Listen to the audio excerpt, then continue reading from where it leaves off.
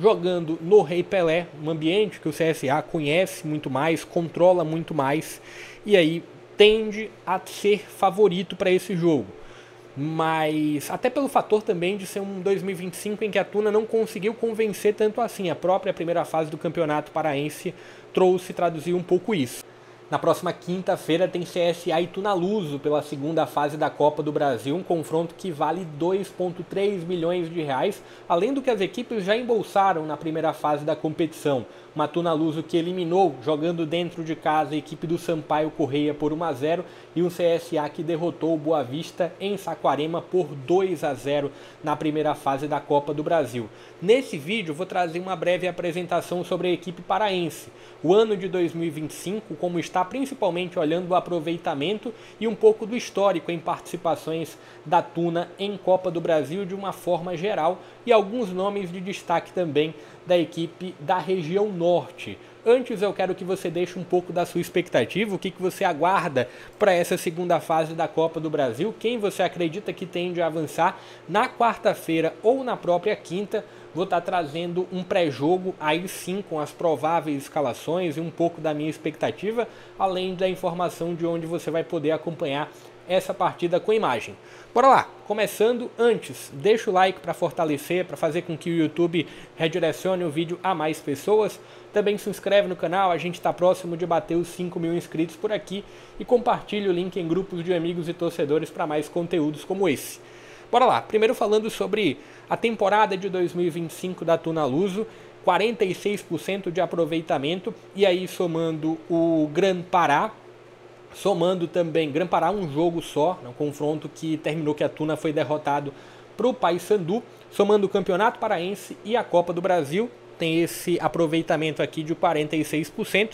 Primeira fase do Campeonato Paraense, a Tuna terminou na quinta colocação e está nas quartas de final em andamento. Pelo menos no momento que eu estou gravando o vídeo, está em andamento essa fase de quartas de final. Olhando para o retrospecto histórico da Tuna e também esse ano de 2025 em Copa do Brasil. Primeira fase eliminou o Sampaio Correia, Sampaio que o CSA goleou na Copa do Nordeste. A Tuna com muita dificuldade passou com 1-0 jogando dentro de casa. Pude acompanhar alguns momentos do jogo, assim como o jogo do CSA, esse confronto da Tuna contra o Sampaio passou pelo GE também. E foi um jogo muito afetado pelas condições de campo, talvez lembrando um pouco do que o CSA passou contra a Juazeirense lá no Adalto. Então se teve uma Tuna que conseguiu eliminar um Sampaio que não vive um grande 2025, principalmente olhando em Copa do Nordeste pela própria eliminação na Copa do Brasil. Sampaio com muitas fragilidades defensivas, a Tuna conseguiu passar com 1-0.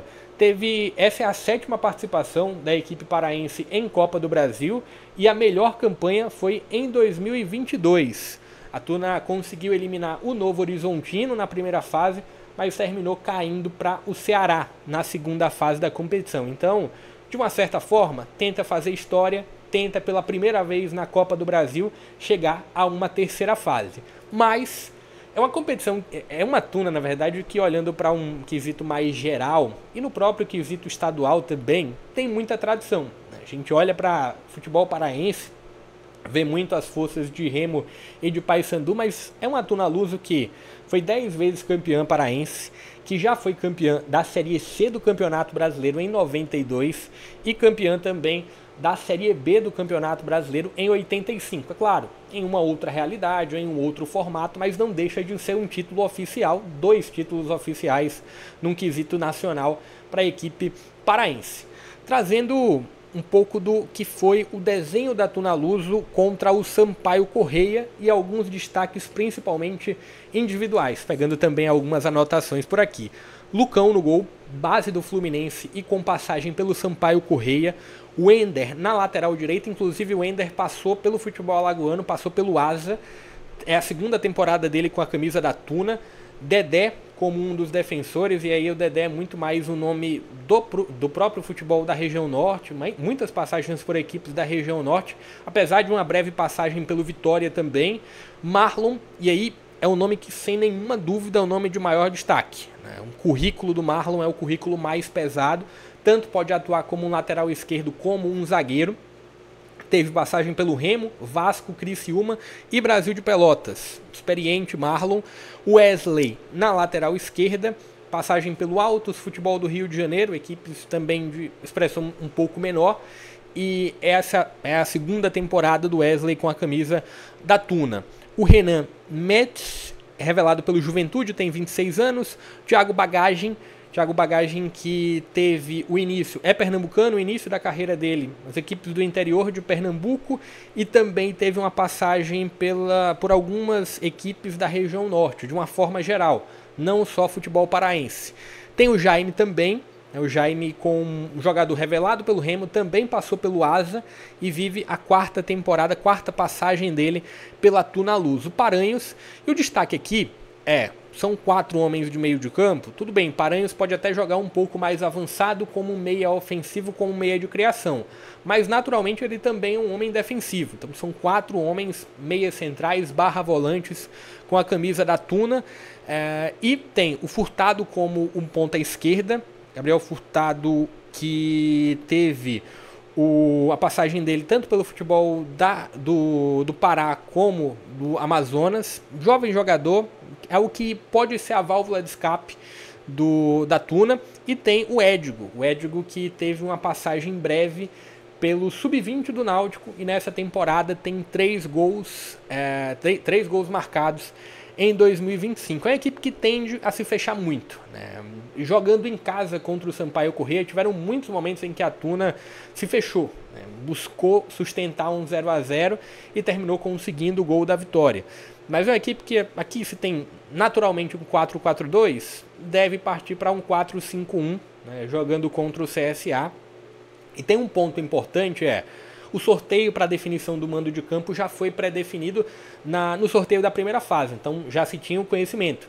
Quem avançasse de Boa Vista e CSA iria jogar em casa, quem avançasse entre o confronto de Tuna e Sampaio iria jogar como visitante.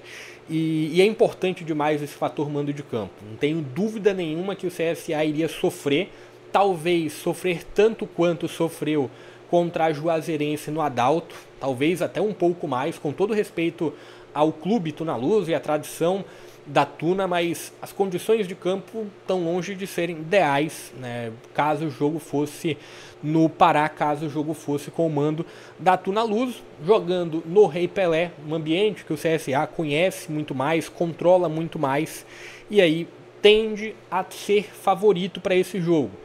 Mas até pelo fator também de ser um 2025 em que a Tuna não conseguiu convencer tanto assim. A própria primeira fase do Campeonato Paraense traduziu um pouco isso. Mas favoritismo do CSA, isso eu vou tocar um pouco mais no pré-jogo, e aí eu vou trazer uma provável escalação do CSA. Tiveram informações durante ou antes do jogo contra a Juazeirense que o CSA teve problema com cachoeira, um problema de uma lesão no grau 1 na coxa esquerda. Vamos ver daqui até quarta-feira ou quinta mesmo o que se tem de atualização sobre um provável CSA. Essa escalação aqui foi a escalação que a Tuna usou contra o Sampaio Corrêa. Então peguei aqui um Ctrl+C, Ctrl+V daquele jogo, coloquei e trouxe alguns destaques. Deixa um pouco da sua expectativa, o que você está aguardando para essa segunda fase da Copa do Brasil, o que você espera desse confronto. Vai ter transmissão, não pelo GE, mas na quarta-feira ou quinta eu trago essa informação para vocês. Deixa o like, se inscreve no canal e compartilha o link para mais conteúdos como esse. Vou ficando por aqui, até a próxima.